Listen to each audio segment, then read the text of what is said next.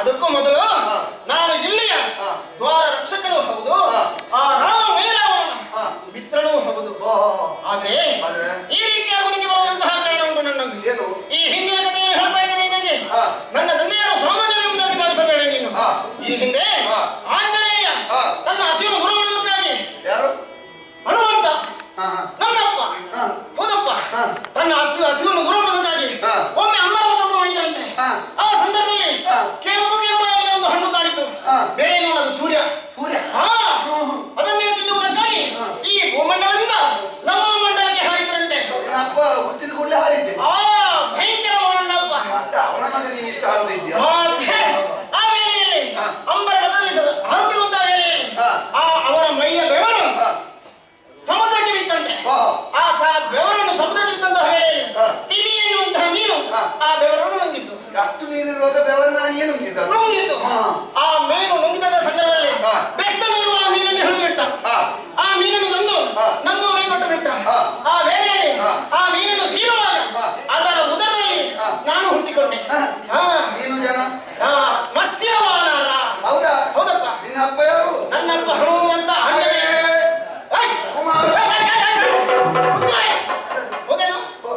ಕೆಲವರಿಗೊಂದು ಅಭ್ಯಾಸ ಉಂಟು. ಕೆಲವು ಮಕ್ಕಳನ್ನು ಕಂಡಾಗ ಅದು ನನ್ನ ಮಗ, ಅದು ನನ್ನ ಮಗ ಎಂಬುದ ಮಕ್ಕಳಿಲ್ಲದವರು ಅದೇ ಅಭ್ಯಾಸ. ಯಾರ್ದು ದುಡ್ಡಯ್ಯ ಅಮ್ಮನ ಜಾತ್ರೆ. ಇನ್ನೊಂದು ಮಗ ಅಂತ ಹೇಳಿ ನನಗೆ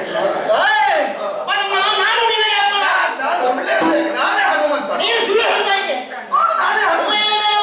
ನನ್ನ ಅಪ್ಪನ ವಿಚಾರವನ್ನು ಸರಿಯಾಗಿ ನಾನು ಗೆಲ್ಲಿಸಿಕೊಂಡವನು. ದೀರ್ಘದೇವಿ, ಅದೊಂದು ಬಾಹು, ವಜ್ರ ಶರೀರಿ. ನಿನ್ನನ್ನು ನೋಡುವಾಗ ಅಂತ ಯಾವ ಲಕ್ಷಣವೂ ಕಾಣುವುದಿಲ್ಲ. ಮರದಿಂದ ಮರಕ್ಕೆ ಹಾಕುವಂತ ಕೇವಲ ಗೋಳಣಿ. ನಿನಗೆ ಆ ದೀರ್ಘತೆ ಆದ್ರೆ ಮಾತ್ರ ಹನುಮಂತ. ನೀನೊಂದು ಕೆಲಸ ಮಾಡ್ತೀನಿ. ಏನದು? ಅರ್ಧ ನುಂಗಿದ್ಯಲ್ವಾ, ಒಮ್ಮೆ ಹೊರಗೆ ಹಾಕ. ಸರಿ ಸರಿ ಹಾಕಿದ್ಯಾ?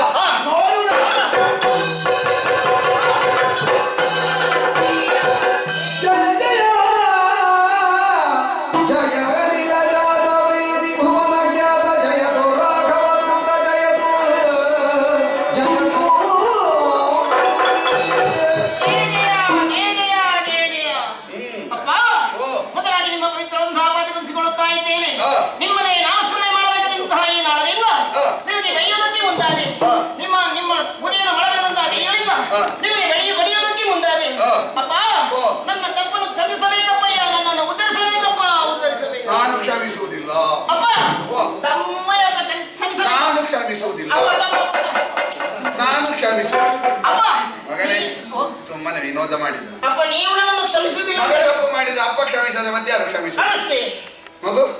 ನೀನು ಏನು ಇಲ್ಲಿ ಎಂತದ್ದು ಮಾಡುದು? ದ್ವಾರ ರಕ್ಷಕ. ಇಲ್ಲಿ ದ್ವಾರ ರಕ್ಷಕನ ಆರ್ಥಿಕ ಸಂಧಿ ಮೈರಾವಣನಿಗೆ. ಹೌದು. ನಾನು ಯಾಕೆ ಬಂದದ್ದು ಗೊತ್ತಾಗಿಲ್ಲ.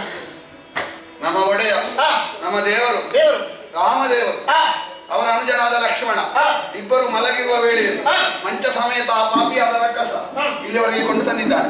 ಅವರನ್ನು ಬಿಡಿಸಿ ಹೊಟ್ಟುಕೊಂಡು ಹೋಗಬೇಕಂತ ಹೊಣೆಗಾರಿಕೆ ಉಂಟು. ಅದಕ್ಕೆ ಇಲ್ಲಿಗೆ ಬಂದವನು. ಅಪ್ಪ, ಕಾರ್ಯವೇನೋ ಸರಿಯಾಗುತ್ತೆ. ಆದ್ರೆ ಈ ಸಂದರ್ಭದಲ್ಲಿ ನಿಮಗೆ ಒಂದು ಉಪಾಯ ಉಂಟು. ಅವರು ನುಗ್ಗಬೇಕಿದ್ರೆ ಈ ಮಧ್ಯರಾತ್ರಿ ವೇಳೆಯಲ್ಲಿ ಕಾಳಿಕಾದೇವಿಯನ್ನು ಪೂಜಿಸುವುದಕ್ಕಾಗಿ ಅವಳಿಗೆ ಕೂಡ ತಂಗಿ ಇದ್ದಾಳೆ. ದುರ್ದುಂಡಿ. ಅದು ಎಷ್ಟು ಹೇಳುವಾಗ ಬೇಡ ಅಂತ ಹುಟ್ಟಿಕೊಂಡವರಲ್ವಾ? ಆದ್ರಿಂದ ಅನಾಮಧೇಯ. ಆದ್ರಿಂದ ಒಂದು ಕೆಲಸವನ್ನು ಮಾಡಬೇಕು. ನೇರವಾಗಿ ಅವರ ಸಂದರ್ಶನ ನೀನು ಮಾಡಬೇಕು. ಸಂದರ್ಶನ ತಂಗಿಯದ್ದು ಮಾಡಿದ್ರೆ ತಂಗಿ ಅಣ್ಣನಿಗೆ ಪೂರಕ ಅಲ್ವಾ? ಪೂರಕ ಹೌದು.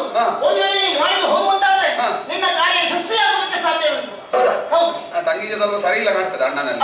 ಸ್ವಲ್ಪ ಒಳಗಡೆ ನಂಗೆ ಮಚ್ಚರ. ಹೌದಾ? ಅದು ನಾನು ಸಂದರ್ಶನ ಮಾಡ್ತೇನೆ. ಸರಿಯಪ್ಪ. ಈಗ ನೀನು ಈ ಪಾಪಿಯ ಜಾಗದಲ್ಲಿ ನೀನು ಇರಬಾರ್ದು. ನನಗೆ ನಿಲ್ಲದ ಮನಸ್ಸೂ ಇಲ್ಲ. ಪುಣ್ಯವಂತರ ಕಡೆಗೆ ಹೋಗಬೇಕು. ಸುವೇಲಾದ್ರಿಯಲ್ಲಿ ರಾಮಸೇನೆ ಉಂಟು. ಆ ರಾಮಸೇನೆಯನ್ನು ಹೋಗಿ ಸೇರಿಕೊ. ಅಪ್ಪ, ಕೇವಲ ಬಾಯಿ ಮಾತಿನ ಹೇಳಿದ್ರೆ ಅವರು ಒಪ್ಪಿಕೊಂಡ್ಯಾರಪ್ಪ.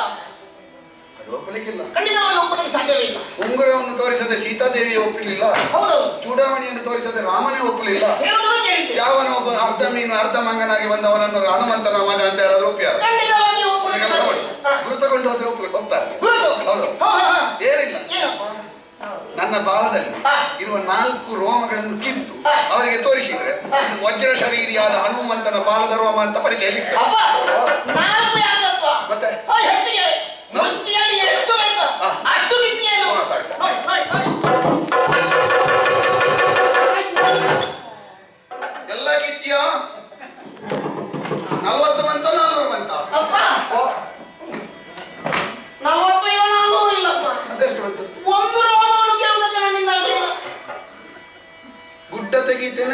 ಆಡ್ತೇನೆ ಅಂತ ಹೇಳ್ತಿ ಹೇಳಿದ್ದೇನೆ ಸರ್. ನಮಗೆ ಇರ್ಲಿಕ್ಕೆ ಆಗುದಿಲ್ಲ ಅಲ್ಲ ಇಲ್ಲಪ್ಪ. ಇನ್ನೆಲ್ಲಿಯಾದ್ರೂ ಪ್ರಯತ್ನ ಮಾಡ್ತೇವಪ್ಪ. 1000 ಜನ ಇರುವಾಗ ಹೇಳ್ಬೇಡ ಆಯ್ತಾ ನಾನು ಹನುಮಂತನ ಮಗ ಅಂತ ಆ, ನಮಗೆ ಇರ್ಲಿಕ್ಕೆ ಆಗುದಿಲ್ಲ ಏನ್ ಮಾಡೋಣ ಪ್ರಯತ್ನ ಮಾಡ್ತೇವೆ.